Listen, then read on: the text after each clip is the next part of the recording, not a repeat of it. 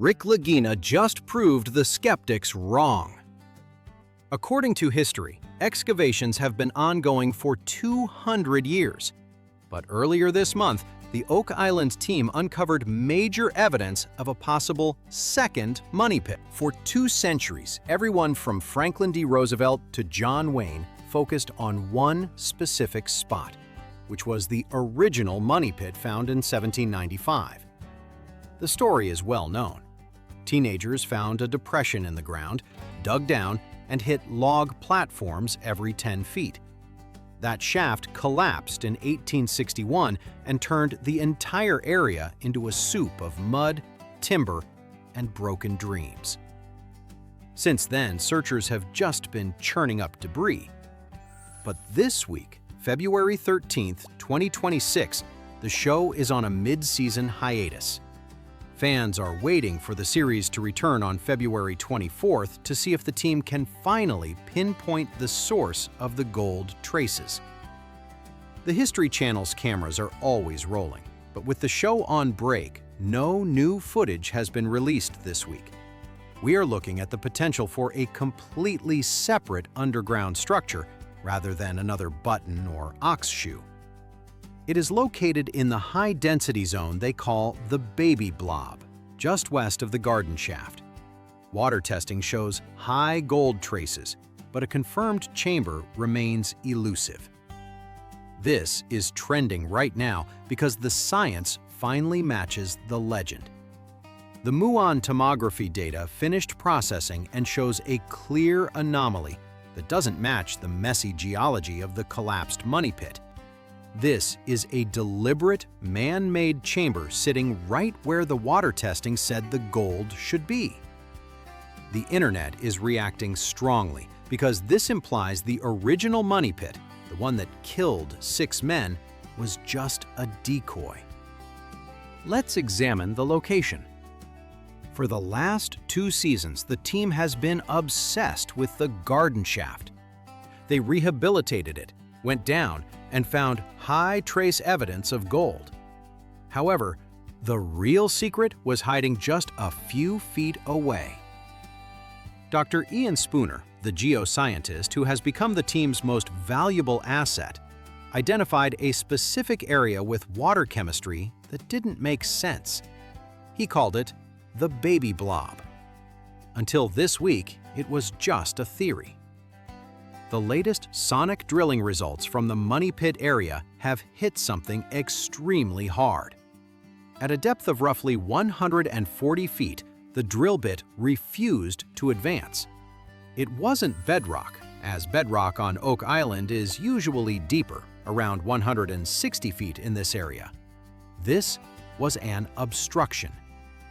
When they pulled up the core sample, it was chaotic, impenetrable clay mixed with coconut fiber. Oak Island Mystery confirms this is the exact same sealing material described in the 1800s. This proves that the Baby Blob isn't just a patch of dirt. It is a sealed structure that has remained untouched while searchers destroyed the ground 50 feet away. Dr. Spooner's data is the smoking gun here. Back in 2020 and 2021, he first identified spikes in zinc, copper, and gold in the water. Data released in previous seasons has shown anomalies, and the team is now reinvestigating these areas. We are looking at parts per billion that are 10 times higher than the background levels.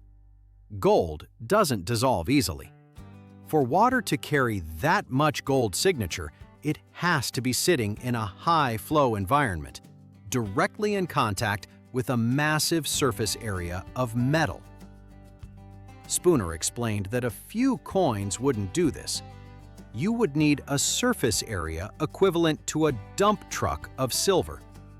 The water samples from this new borehole in the Baby Blob are practically glowing with evidence. It suggests the treasure vault isn't flooded with seawater like the original money pit. It might be sitting in a clay-sealed bubble that preserves whatever is inside. That explains why previous searchers missed it. They were chasing the flood tunnels, while the goods were dry and safe, just next door. If you are finding this breakdown interesting, hit subscribe and the notification bell as we cover breaking treasure news like this every week. Now, we return to the drill results. We have been waiting for the Muon data for what feels like a decade. This technology uses cosmic rays to map Denson underground, functioning like an X-ray for the Earth. The results were delayed, processed, and reprocessed. The Muon tomography data released in December 2023 shows a clear, void-like anomaly that doesn't match the geology of the collapsed money pit. It shows a low-density void exactly where the drill hit that obstruction. The shape is rectangular. Nature doesn't build rectangles underground, as sinkholes are round or irregular. This thing has corners. The dimensions roughly match the Chappelle vault descriptions from the 1930s, but the location is offset. This validates the theory that the money pit was a complex system rather than a single hole. Imagine a bank where the money pit was the lobby where the robbers or searchers get trapped. The vault is in the back room. The Muon data shows we are finally knocking on the door of that back room. Rick Lagina looked at that map with visible relief. He isn't chasing a ghost anymore. He is chasing a blueprint. It is not just mud and water. The spoils coming up from this new borehole are loaded with artifacts that date the site perfectly. Gary Drayton is having a field day. In a previous season, the team excavated pieces of pottery with a glaze that experts pegged to the mid-1600s. That date is key. As Oakland Tours documents, it predates the 1795 discovery by over a century. It aligns with the Knights Templar theory, or perhaps the French military bringing assets over before the fortress of Louisbourg fell, which is a historical event cited by the Canadian Encyclopedia. They also found wood chips at depth that were hand-hewn. This isn't searcher wood. Searcher wood from the 1800s is saw-cut. This timber was shaped by an adze, which is a tool used by shipwrights in the 17th century. It proves that whoever dug this pit had the manpower and the discipline of a military operation. They weren't just burying a chest, they were constructing an underground facility. The decoy theory is worth revisiting because it is the only thing that makes sense of the last 200 years. The original money pit was rigged with flood tunnels leading to Smith's Cove. It was designed to collapse. You wouldn't put your treasure in a trap. The trap is for the thieves, while the treasure goes in the second money pit. This new find in the Baby Blob fits that profile perfectly. It is close enough to the trap to be part of the same construction site, but far enough away to remain dry when the flood tunnels are triggered. Marty Lagina has always been the skeptic who looks at the checkbook. Even he admitted on camera that finding this second shaft might finally allow us to hone in on the true location of the original money pit.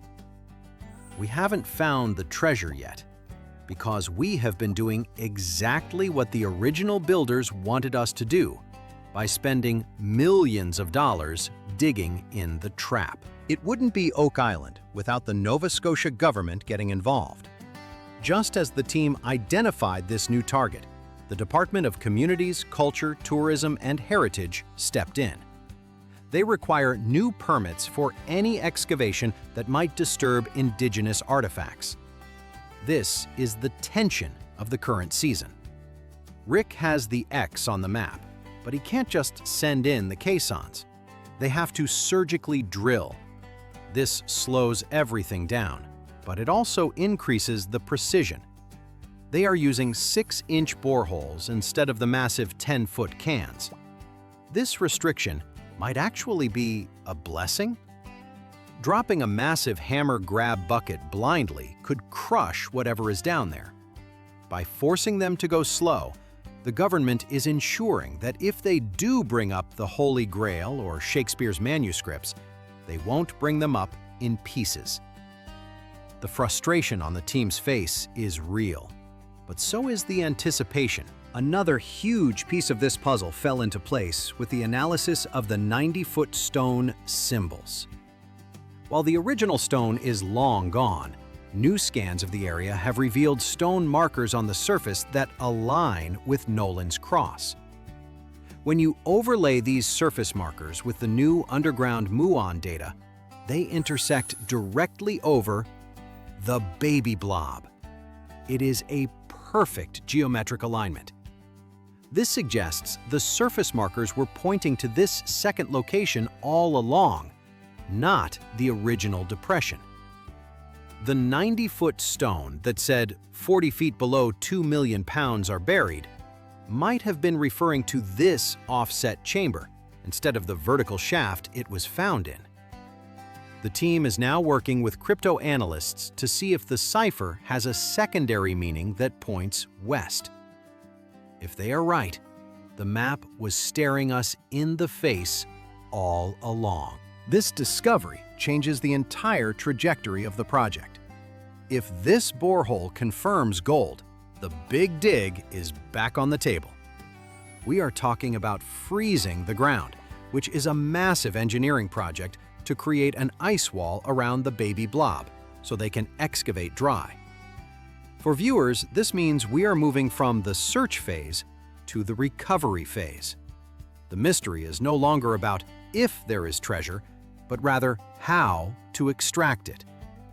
The implications for history are even bigger. If this is Templar, or the lost treasury of Fort Louisbourg, it rewrites the history of North America. It proves that a sophisticated European presence was here long before the history books admit. For the Lagina brothers, this is validation. As reported by Distractify, they have spent millions of dollars and over a decade of their lives on this island. They have been called crazy and fools. But if they pull gold out of this second pit, they become legends. The curse says 7 must die before the treasure is found. 6 have died. Perhaps the collapse of the original money pit counts as the 7th sacrifice. The island is finally giving up its secrets, and 2026 brings renewed hope that the mystery might finally be solved. We will be tracking every drill turn, so if you want to see history unfold, make sure you are subscribed. Thanks for watching.